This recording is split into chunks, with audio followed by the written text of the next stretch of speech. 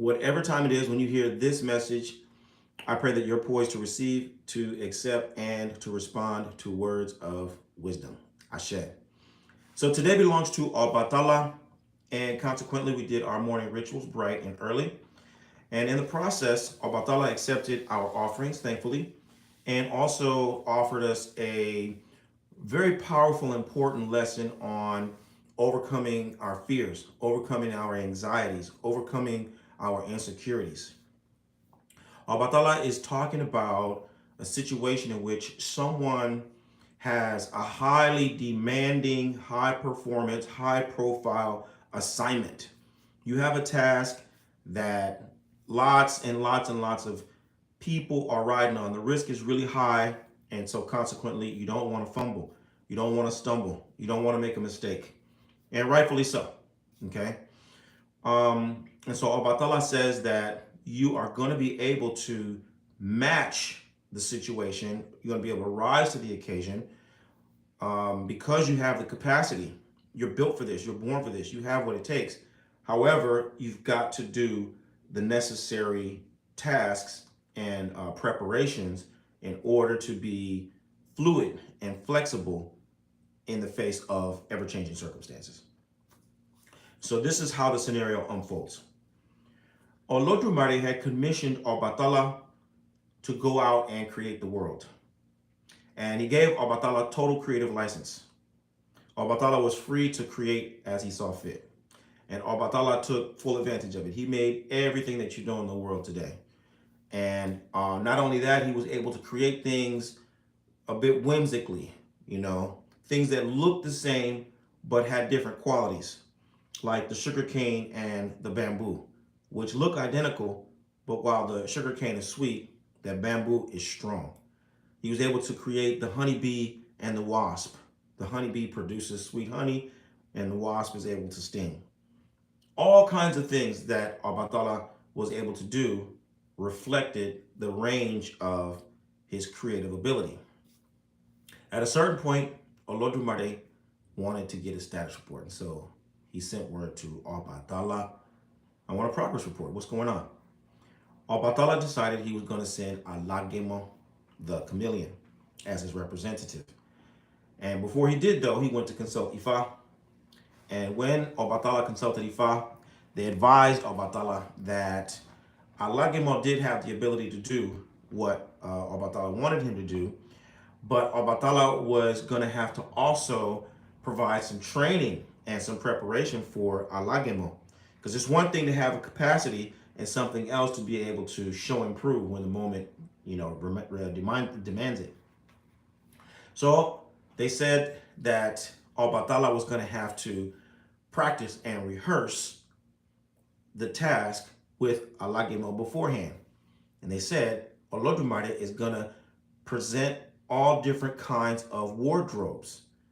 He's going to don all different kinds of fabric and attire, and Alagemo is going to have to match him. So Obatala said, yeah, Alagemo can totally do that, but we're going to practice it. And so they did. Obatala went and tried on all of his clothes, one by one. And each time, Alagemo was able to match it. So the time came that Alagemo was sent to Olodumare's palace. He showed up, and just as Ifa had predicted, Olodumare started to change clothes. He put on all white. Boom. All of the heavens turned white. Without fail, Alagemo matched him. Complete, immaculate white. Then Olodumare changed into total black, head to toe. Alagemo didn't even hesitate. Bang! He switched straight to black. Olodumare put on stripes and spots and all kinds of patterns of every variety. And one by one, Alagemo was able to match him without fail. Olodumare was impressed with Alagemo's performance, and he knew that that was representative of Obatala's creation. And so he blessed Alagemo and said, Alagemo, since you're able to match all of the variety of heaven, there will be no limit to what you can do on earth. He blessed him. He blessed Obatala's work further, and they carried on with the process of creation. What we learn from this lesson is how you can create a virtuous loop through the creative process. If you understand your assignment very well, if you take your assignment very seriously, serious enough to prepare yourself, and in the moment that you've got to perform, that you're willing to do all of the things that you have as your capacity and all of the things that you have practiced and trained yourself to do. Likewise, for the person who is in authority, the person who is delegating authority, it's important that you choose the right person for the job. And not only do you choose the right person for the job, but then you follow it up by preparing that person. You make sure that the delegate understands this is what you're going to do. This is how it's going to be done. These are my expectations. And I'm going to help walk you through step by step all of the steps and the paces that are involved with you delivering a high performance, a high performance, right? And so all of us who are practicing Orisha lifestyle, this particular lesson is extra important for us right now. Because what we're finding in this moment is that we are taking on this big assignment. We've gotten this assignment from Olodumare, first and foremost. As Enya, we are chosen to help bring about the good condition. We can never lose sight of that. Human being is Enya. Enya means one who is chosen. Chosen by Olodumare to bring about the good condition. And the good condition is the eradication of ignorance.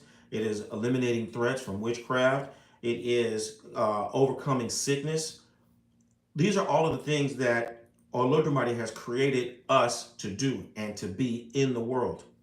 We're essentially trying to match heaven and earth, which is totally parallels what Olodumare had blessed Alagemo to do, right? He challenged Alagemo in heaven and then blessed Alagemo, said in the same flexibility that you showed here, I'm going to bless you with that capacity there. So any scenario you come in contact with on earth, you're going to be able to match that situation. You're going to be able to rise to the occasion and do what's necessary. The other aspect of what we've been commissioned to do as people is to deliver on the ancestral promise. We did not send ourselves into the world. We are here carrying out the duties of the ones who sent us. Who sent us? It was our ancestors who sent us. It was our ancestors who started this task, who established our lineages. And they promised that as long as we're here in the world, we're going to uphold certain principles. As long as our lineage is here, certain things are going to exist. Just like the trees. As long as there are oak trees, there will be acorns. As long as there are banana trees, they will produce bananas. As long as there are leopards, leopards will produce leopards. As long as there are whales, whales will produce whales. And so it is with each and every one of our lineages. We're here to carry out the missions that were started by our forefathers and our foremothers in the beginning. So we have that task. Lastly, we have the task of our own Ori. There's what we chose in the prenatal state. When we had the opportunity to select who would be our parents and when we would be born and what would be our natural gifts and talents, we chose.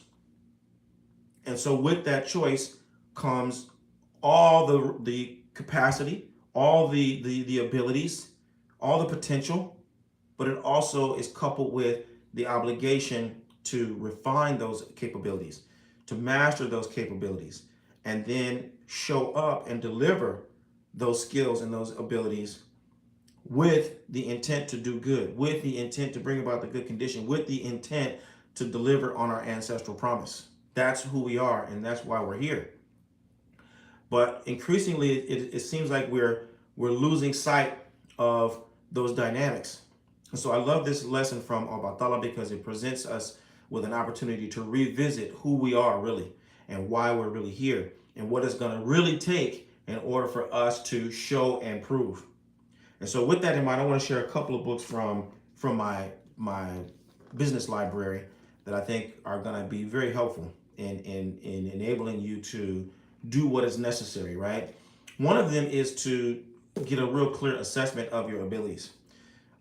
A lot of people think a lot of people overstate their ability. A lot of us really think that we're further along than we are, or we're higher up than we are, or we have more advantages. I don't know, but I see a lot of folks who really just don't seem to be aware of their actual skill level. So this is a really good piece right here. Strength Finder. This is 2.0, but this book has got to be 10 years old at least, and so they might be up to 4.0 by now. But either way, it's a very, very useful little book. It's small, but it's pithy. You know what I mean? There's going to be. It's not like paragraphs and paragraphs. These are like inventories that you're going to take. You need to take a personal inventory. How good am I really at all the different skills associated with excellence? Strengths Finder will help you with that process. It's kind of fun. Another book along the same lines is this one, 101 Ways to Make Yourself Indispensable at Work. Okay, it says work, but really you're going to see that this is useful for you in life. This will help you to get a better sense of all the ways in which you can be extremely useful.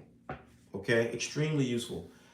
And so you may have some other assets in your library or your arsenal that folks will find useful in improving their skills, enhancing their delivery of service, and making a more meaningful contribution to their lives and the lives of those who they're destined to serve.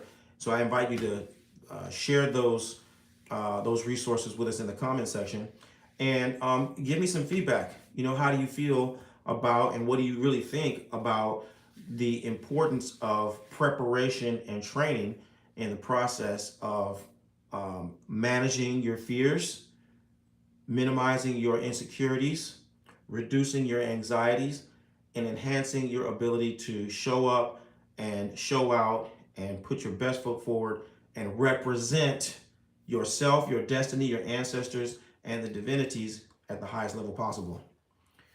This is a lesson that I'm sharing with the leaders. I'm looking for the folks who are really interested in improving the world through positive influence. If you're one of those people, then find out how Oloye, Obafemi Origuwani Orisha Lifestyle Academy can help you take your practice and your life to the highest level possible. Visit me at obafemio.com or orishalifestyle.com, and let's do what we can do to help you live the medicine that will heal your life and heal the lives of those who you're destined to serve. I look forward to working with you. Bye for now. Odabo.